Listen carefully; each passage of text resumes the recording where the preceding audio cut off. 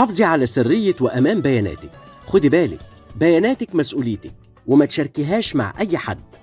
ما تشاركيش بياناتك، رقم البطاقة، تاريخ الانتهاء، الرقم السري أو كود ال OTP، كود الدفع لمرة واحدة مع أي حد. ما تستخدميش نفس كلمة السر لكل حساباتك وغيريها كل فترة. اعملي كلمة سر قوية يكون فيها حروف كبيرة وصغيرة وأرقام وعلامات وما تديهاش لأي حد. ما تفتحيش أي لينكات غريبة على الواتساب أو الموبايل، ممكن تكون محاولة نصب. راجعي حسابك البنكي باستمرار، ولو لقيتي أي حاجة مش طبيعية كلمي البنك فوراً.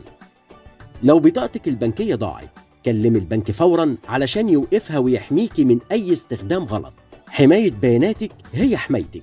خدي بالك من معلوماتك وما تديش فرصة لأي حد يستغلها.